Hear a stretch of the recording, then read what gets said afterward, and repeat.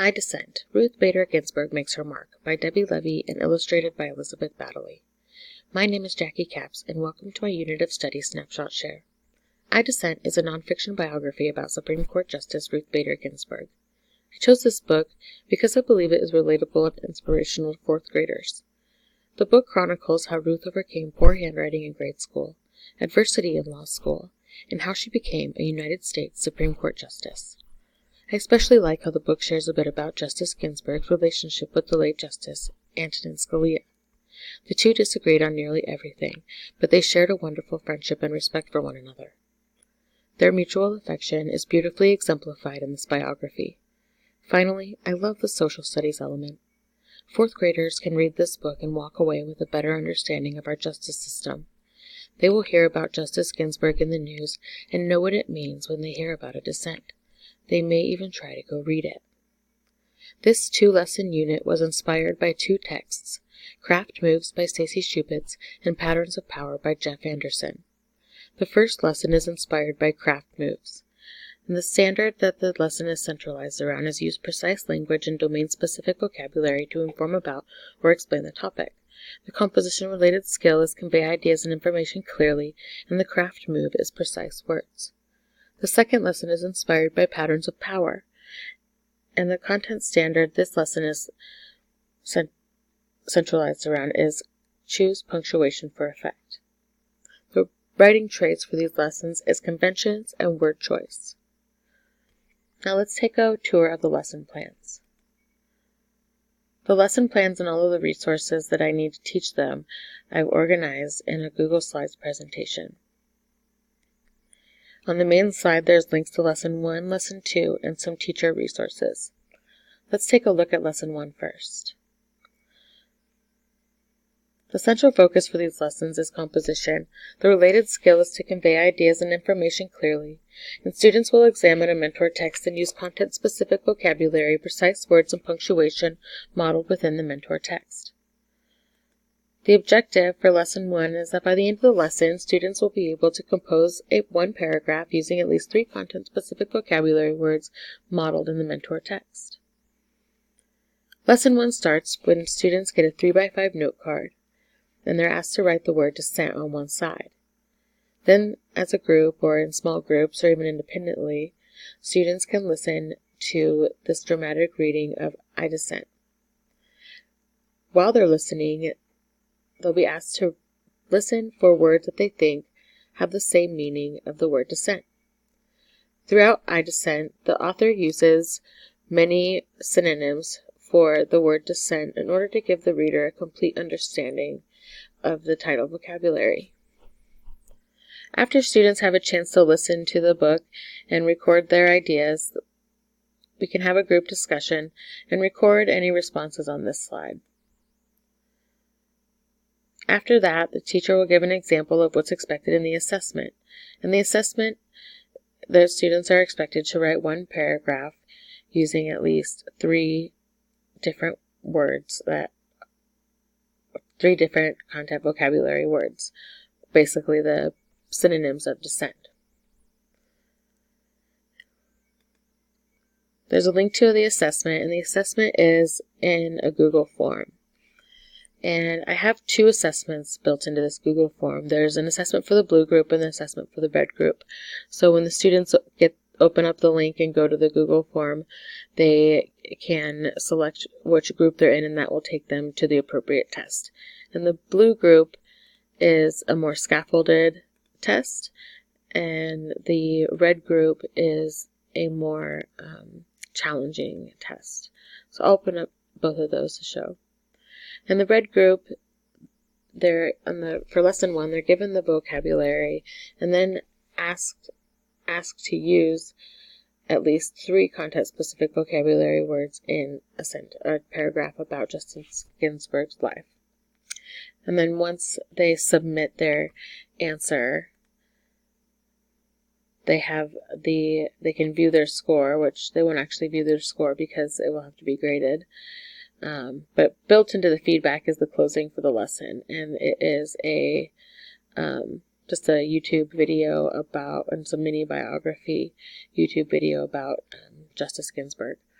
And then the blue group has a more scaffolded test that has some multiple choice and checkbox questions to help sort of complete their understanding of the content vocabulary before they submit a writing example. And we'll go back. And that is lesson 1. Lesson 2 is inspired by patterns of power, and the objective for lesson 2 is that by the end of the lesson, students will be able to compose a short 1-paragraph piece of writing demonstrating the use of punctuation by correctly using exclamation marks in at least 3 sentences. And lesson 2 starts off with a kickoff question in a 3x5 note card. Why do authors use exclamation marks on some sentences? And students can have a discussion about that and record their answers on one side of that 3x5 note card. And then we'll bring it together and have a group discussion and record any remarks on this slide here. After that activity, then we'll move on to a group activity, and here are instructions for how that will work. And so first there's a link to my groups, and then the students will get a hard copy of the text and a magnifying glass that's optional. And then there's a digital worksheet called a punctuation hunt worksheet, and they'll work as a group to read the whole text and complete the worksheet. And again, in this worksheet there is a bonus video built into the feedback that they can watch, and it is about exclamation points. It's a fun little song. And so again, there is a scaffolded worksheet for the blue group and a more advanced worksheet for the red group. And so basically with this activity, they are going to search through the text and find 3 sentences that end in an exclamation point and record the sentences and the page number. And then choose one of those sentences to explore further, and then write the sentence there. And then what they're going to do is take a look at that sentence, and they're going to take turns reading the sentence aloud and check box in this question everything that applies. And this was inspired by lesson 8.2, what do end marks do in patterns of power. And the students are basically trying to figure out what is the exclamation point accomplishing in that sentence, and the next question gives them an opportunity to practice that skill. And so they'll compose a sentence as a group in a similar voice to the sentence they investigated. And then once they do that activity, students will get back together and we'll have a group discussion. They'll be given back their 3x5 note card, and on the opposite side, they'll record any changes to their thinking that they experienced throughout that activity, or any new thing they learned in the lesson. And then they'll move on to the lesson 2, or the example expectation. And this is writing a paragraph with 5 sentences using exclamation points in at least 3 of those sentences to show voice. And then they'll move on to the assessment. And again, there's a scaffolded assessment for the blue group and a more challenging assessment for the red group. And basically they are going to practice writing a paragraph using at least 3 exclamation points to end 3 sentences. And then for the blue group, there's a more scaffolded assessment with some a checkbox question, and then a writing sample. And then with this assessment as well, there is a bonus video built into the feedback as the closing for the lesson. Now, if we go into the teacher resources, there's links to everything that I'll need to teach. Here, there's a link to the lesson plans, which we are all so familiar with. I will put a link in the comments or in the description for this video if you want to go in and look at the lesson plans. There'll be a link to the Google Sheet presentation lesson plans in the description. And then there is a link to the groups page and a link to those bonus videos if you need to access those quickly. There's a link to each assessment, and then associated with each assessment there is a data sheet that will automatically collect the data as students complete those assessments.